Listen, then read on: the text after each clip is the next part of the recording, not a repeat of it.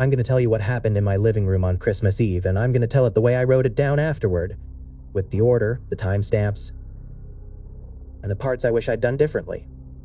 I've spent enough years listening to other people's stories that I know how this sounds. I know what I'd say if it was anyone else. I'd tell them to check receipts, check the attic, check the neighbors, check for a bored relative with too much time. I did all of that. I did it while standing 3 feet from a Christmas tree and trying not to look like I was scared in front of my wife and kid. It wasn't the scariest thing I've ever read. It was worse than that. It was in my house, and it acted like it belonged there.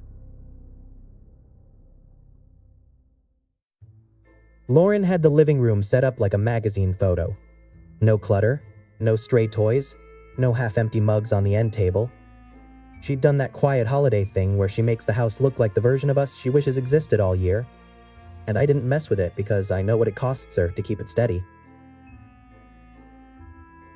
Emma was finally down. She fought sleep like it was a rule she didn't agree to, and then she dropped all at once, that sudden kid collapse, where you look at them and remember how small they still are. Lauren sat on the couch with a blanket over her knees, and her hair still damp from her shower. I was on the floor at the tree, fixing the bottom strand of lights that always sagged like it was tired. Please tell me you're not doing the thing where you fix one strand and somehow end up rebuilding the entire tree. I smiled into the branches because she wasn't wrong. I'm not rebuilding anything. This strand slipped. I'm putting it back. That's what you said last year, and I watched you get mad at the lights for 40 minutes like they personally offended you. I was going to make a joke about the lights starting it, but my knee bumped something that didn't belong there, and the words died in my throat. There was a present under the tree that wasn't ours. It sat a little forward from the others, centered on the tree skirt like it had been placed for a photo. Shoebox size, perfect corners, perfect folds, tape laid down with a calm hand, the bow tied tight and clean. The wrapping paper wasn't something we owned. It wasn't the cheap stuff from the grocery store with a thin shine that tears when you look at it. This paper was thick, almost textured, a pattern of little gold stars that didn't look printed so much as pressed into it. The tag faced outward, and my stomach dropped before I even read it, because it felt like it was waiting for my eyes. Evan, what is it? Lauren said it like a question at first. Then she saw my face, and her voice changed. Evan, what is that? I didn't answer right away because I was reading the tag. It had my full name written out in steady handwriting. Evan Whitlock. Not Dad, not Evan, not anything playful. My name like it belonged on a form. I held the tag up so Lauren could see it from the couch. She stood immediately and crossed the room fast, barefoot on the rug, blanket falling off her shoulders. That's not my handwriting. She crouched beside me and leaned close. She didn't touch the present, not yet. She scanned the paper, the tape seams, the knot in the bow, like she was trying to spot the trick. That isn't our wrapping paper either. It wasn't, and the fact that she said it out loud made the room feel colder. I didn't put this here. Did you order something and forget? No. Are you sure? I'm sure. Then somebody was in our house. That sentence hit hard because it was the simplest explanation, and it still didn't fit. The doors had been locked all day. We'd been home. The driveway had fresh snow with no new tracks. The porch steps were clean. I picked the present up anyway, and the weight shifted in my hands. Not a toy sliding around, not a loose object bumping the cardboard. A slow internal adjustment, like something inside leaned and settled, then leaned back. My grip tightened automatically. Put it down. I set it back on the tree skirt. The box made the smallest sound, a soft internal scrape, like it moved again when it touched the floor. Tell me that didn't just move. It moved. Like an animal. I stared at it and tried to force my brain into some normal track. A prank. A misdelivery. One of Lauren's relatives dropping something off without texting. But nobody in our lives raps like this, and nobody writes my full name like they're filing me. Lauren looked toward the hall, toward Emma's room, then back to the present. We're not leaving it under the tree. Agreed. Take it to the mudroom, by the back door, away from her room. I carried it with both hands. It did that slow shift again, like it knew it was being moved. Lauren followed close, eyes on the box like she expected it to do something sudden. Don't bring it past her door. I won't. In the mudroom, I set it on the bench where we keep boots and gloves. I locked the back door twice, then checked the window, then checked it again like repetition could rewrite what was happening. Check the front door. Check the windows. Every one. I did. Everything was shut. Everything was locked. The porch snow was undisturbed. Lauren stood in the mudroom doorway with her arms crossed tight over her chest, eyes glassy in the way that means she's trying not to show me fear because she knows I'll pick it up. In the morning, we take it outside and open it out there, in daylight, not in here. That sounded like control, so I latched onto it. Okay. And you're not doing the thing where you act calm and then spiral inside your own head about it. I almost laughed at the word choice and stopped myself, because humor felt like a dare. I'll try. Don't try, do it. We went to bed like normal people, which felt stupid as soon as the lights went off. I lay there listening to the cabin settle, to the stove ticking, to the faint wind in the trees, and every sound felt like it was wearing a mask. At 2:11 a.m., something scraped. It wasn't the stove. It wasn't the house shifting. It was cardboard against wood, the sound of a box sliding on a bench. Evan, Lauren's voice was a whisper in the dark. you heard that. Yeah. Don't get up. I didn't move. A second sound followed, faint and papery, like tape being pressed down carefully. That's tape. I swallowed. It sounded like tape. Don't move. Then the cabin went quiet again, and I lay there staring at the black ceiling, feeling like the house was waiting to see what I'd do next. Morning light in winter is thin and cold. The cabin looked normal until my eyes landed on the hallway and my brain caught up. Mudroom. Now. Lauren was out of bed before I was fully awake. She moved like she'd already decided that hesitation was how bad things happen. The mudroom bench was empty. Boots lined up, gloves piled, back door still locked, window still shut. Nothing disturbed. No.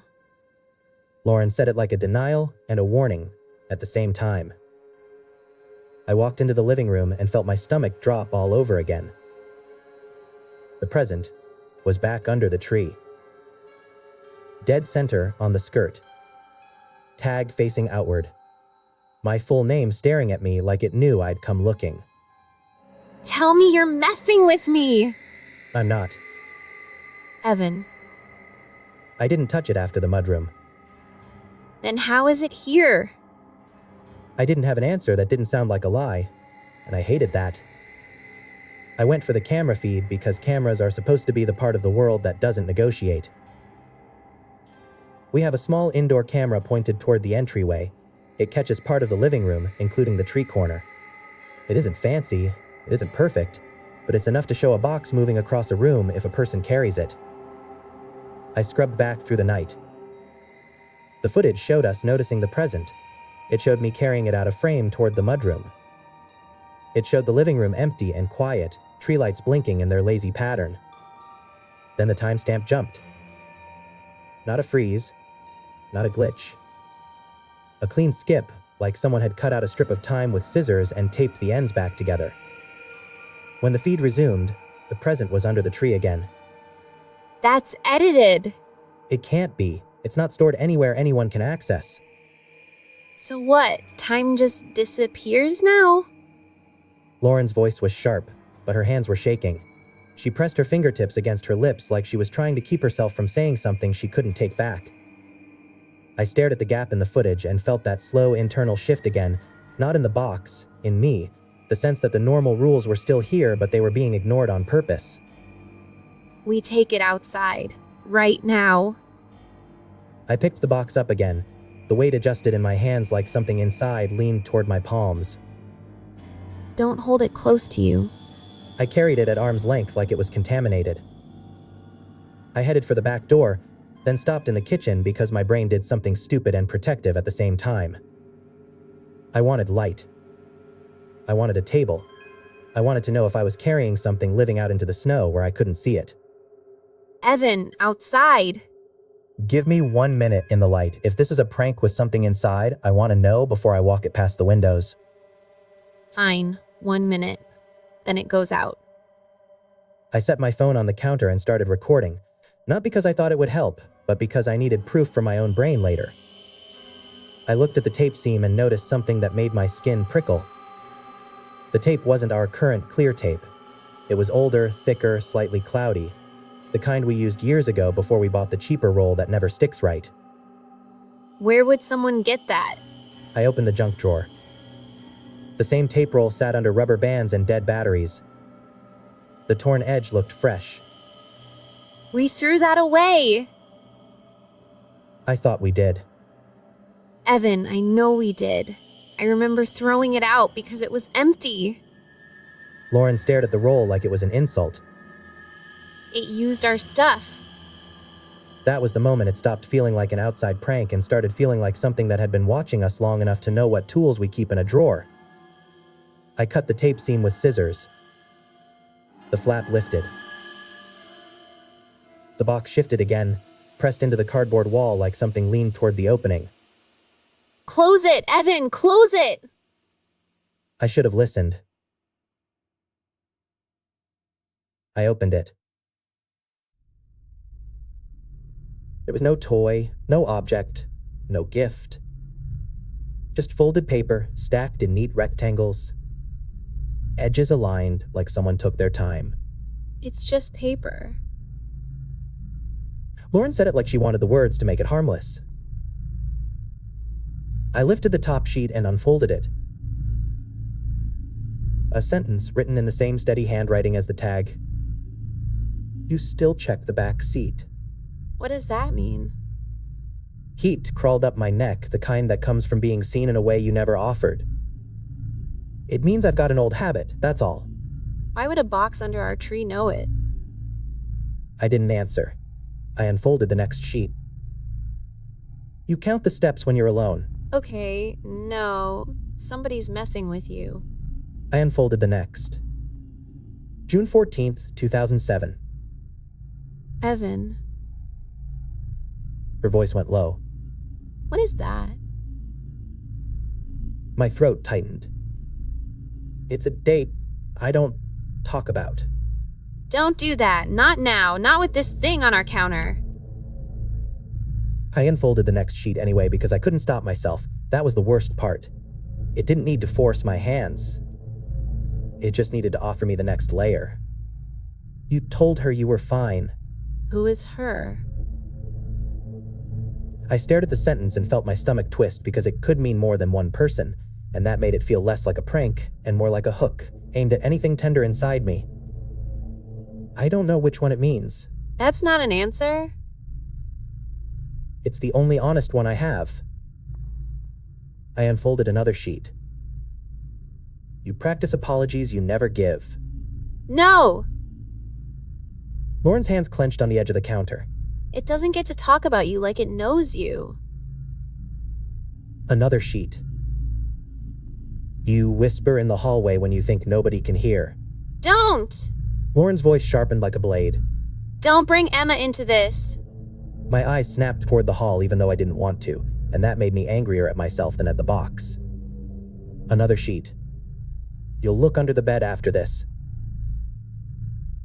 I froze because the sentence felt like an instruction, and because part of me knew it was right. Evan, stop reading. I should have stopped. I didn't. I unfolded another. You don't like silence because you can hear yourself in it. That's enough. Lauren reached for the stack, not gently, and slapped it flat like she was pinning a bug. That's enough. I put my hands on top of hers, not to stop her, but because my body needed something real to hold on to. We're done. We're not finishing whatever game this is. She slid the papers back into the box and folded the top flaps down like she was closing a mouth. Tape it, right now. I grabbed tape from the drawer. My fingers fumbled. I taped the box shut, and the sound of tape sticking made my stomach turn because it matched the sound I'd heard in the dark at 2 that morning. Outside. I picked up the box again, and it shifted in my hands like it was pleased we'd handled it. I carried it toward the back door. I was 2 steps from the mudroom when a new sound came from the living room, soft and bright. One ornament tapped another, like something brushed through the branches. Evan, don't! I stopped. The tree lights changed. Not a flicker, not a loose bulb. They fell into a pattern. 3 quick, bright pulses and 1 long, dim breath, repeating like a signal. It wasn't random. It was trying to be remembered. The ornaments swayed at shoulder height, slow and deliberate, like the branches were making room for something moving through them. Emma's door. Lauren said it like a command. We moved down the hall together, leaving the box on the kitchen floor because suddenly the box wasn't the only thing in play. Halfway to Emma's room, I felt something touch my back. Not a grab, not a shove. A slow climb, like small, careful steps using my shirt for leverage. Goosebumps erupted up my arms and I made a sound I didn't recognize as mine. What? Evan, what? Something's on me. Where? It's climbing. I slapped my back hard and spun. There was nothing in the hall. Nothing under the light. Nothing on the floor. Nothing in the corners. Evan, look at me. Lauren grabbed the front of my shirt and pulled me under the ceiling light, eyes scanning my shoulders like she expected a handprint. There's a snag. A tiny pull in the fabric near my shoulder blade, like a fingernail had caught it. Get her, now. Lauren opened Emma's door gently and stepped inside, like she was entering a room with a sleeping animal in it. Emma, honey, wake up. Mom? It's okay. We need you to come with us, all right? Why?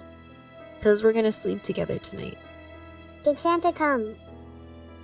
Emma's voice was thick with sleep, soft and trusting, and it made my skin crawl because none of this belonged anywhere near her. Not yet, baby. Come on.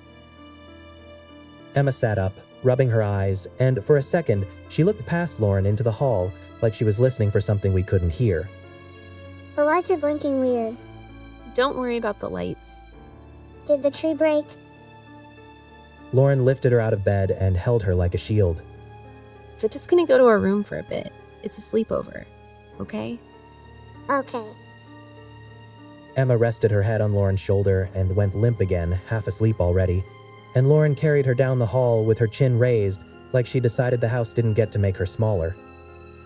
As we passed the living room, the tree lights pulsed in that pattern again, and the ornaments swayed like something had just moved through them. I didn't look at the tree for long. I didn't want the satisfaction of giving it my eyes. In our bedroom, Lauren set Emma down between us and locked the door even though we both knew locks were a comfort, not a barrier. You're taking it outside. Yeah. Not tomorrow. Not later. Now. I nodded. I walked back down the hall alone. The cabin felt different with Lauren and Emma behind a door. The living room light looked too warm, like it didn't understand what it was being used for. The box sat on the kitchen floor where I'd dropped it. The tape scene gleamed under the overhead light. I picked it up, and it shifted in my hands again, slow and calm. I carried it out onto the porch. The snow outside was clean and deep. The woods were black. The world felt far away. I set the box on the porch steps and poured lighter fluid over it. I wasn't being dramatic. I wasn't making a statement. I just wanted it gone. When I lit it, the outer paper caught fast, bright flame licking up the sides, For a second, I felt relief. Then the fire sagged. Not from wind, not from lack of fuel. It dimmed like the burn itself was being refused.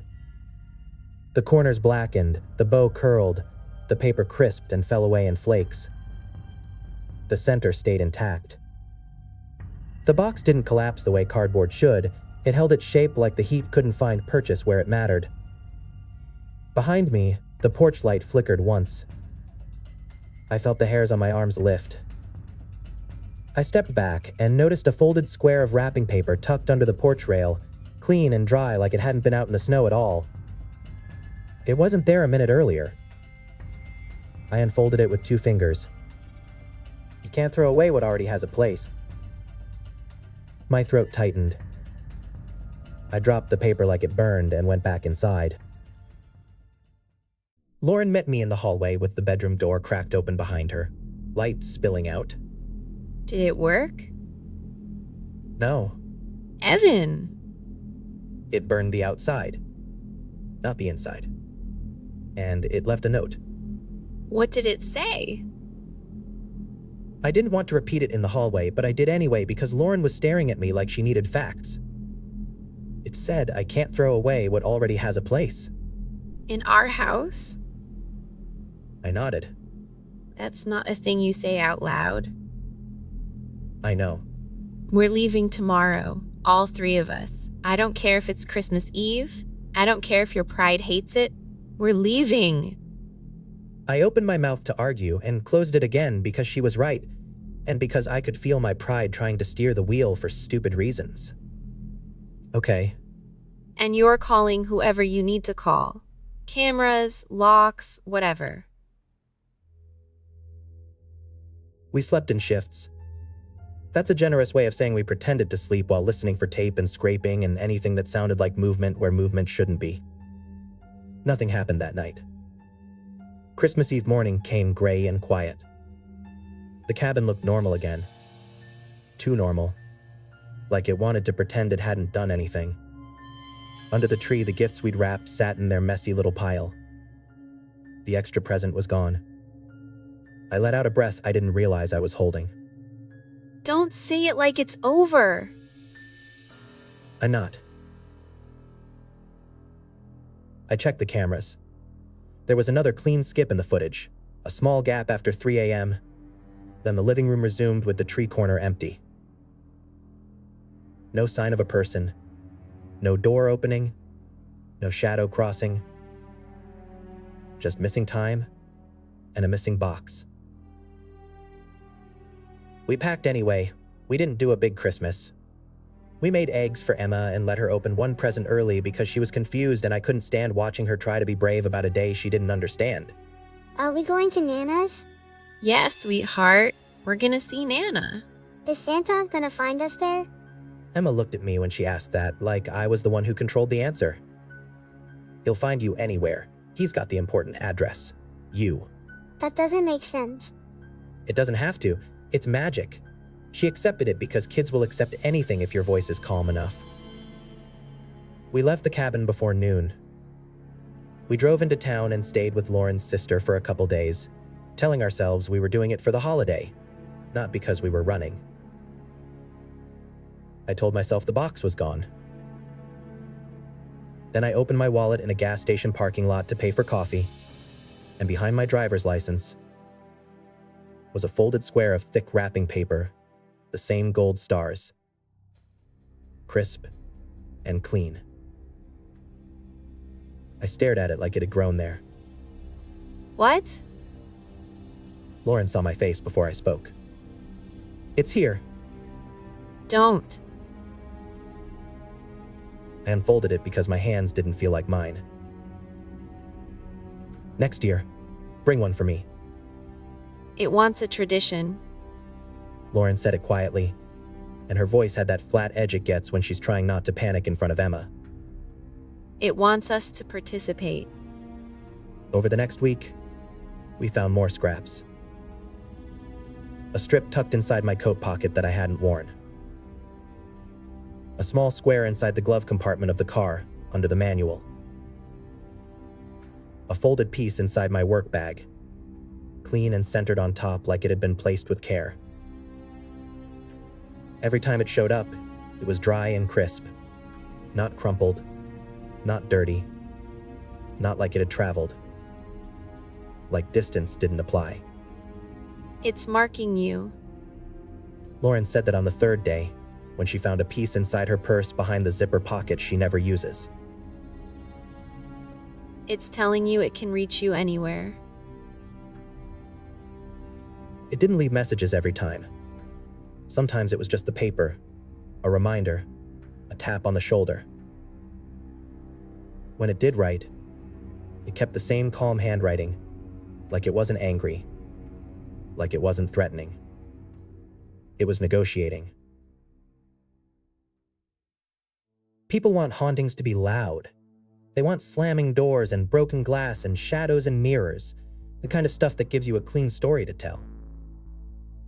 This wasn't like that. This felt like someone moving a chair an inch every day and watching you decide whether you'll adjust your life around it. After the new year, the scraps stopped. Life returned. School, work, normal irritations, normal fatigue. I told myself that whatever it was had moved on. Lauren didn't say that. She didn't give it language, she just kept doing little things differently. She checked the mudroom bench before bed. She didn't like Emma playing alone in the living room anymore. She kept the tree box sealed tight and shoved deep in the storage closet, like the act of decorating had become suspicious. Next year, we don't do presents under the tree. That was her decision in October, said like a rule. We can still do Christmas. We can do Christmas without feeding whatever that was.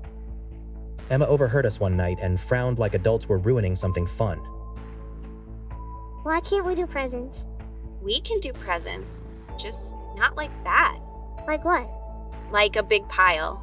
We'll do them in the morning, it'll be fine. That sounds worse. Emma said it with the casual honesty of a kid who hasn't learned diplomacy yet. Lauren laughed, and the laugh sounded real, and for a second I thought we'd outrun it. December came back. We didn't put the tree up until late. We did it with all the lights on in the cabin, like brightness could keep something from slipping into the corners. We kept the presents hidden. No pile, no stage.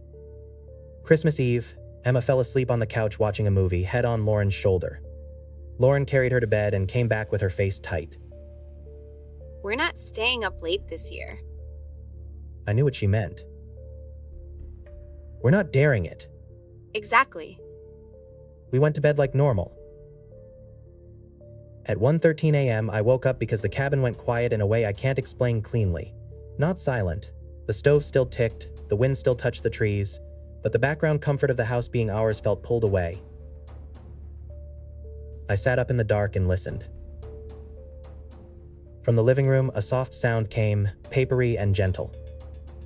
Something being set down carefully. Evan. Lauren whispered my name like she'd been awake already. Don't move. I didn't. Another soft sound, like the whisper of tape pressed down, slow and deliberate. Then nothing. Morning came. The cabin looked normal. Lauren was already in the hall when I opened the bedroom door, shoulders stiff, jaw set. Don't let Emma see anything first. I followed her into the living room.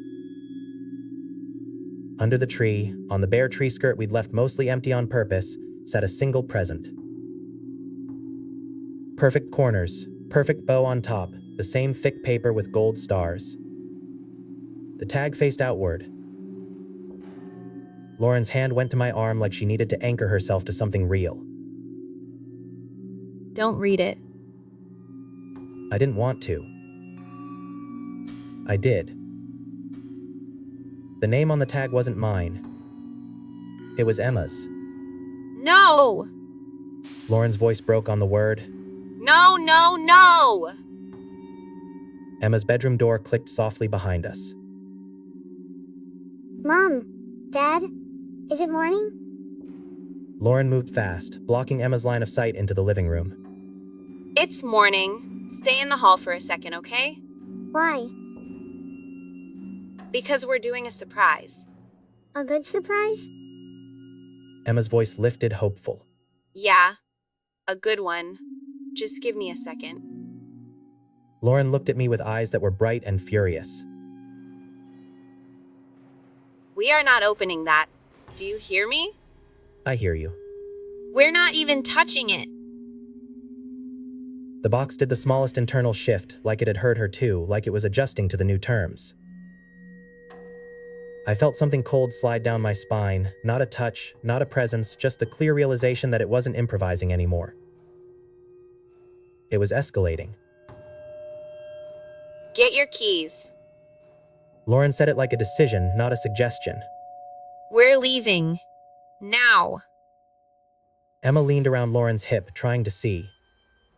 Is Santa here? I forced my voice into calm because Emma deserved calm even when I didn't. Not yet. We're going to do Christmas at Aunt's again. Remember how fun that was? With the pancakes? Yeah. With the pancakes. Can I bring my blanket? Yes, sweetheart. Go get it. Emma ran down the hall, slippers slapping the floor, and Lauren didn't take her eyes off the present.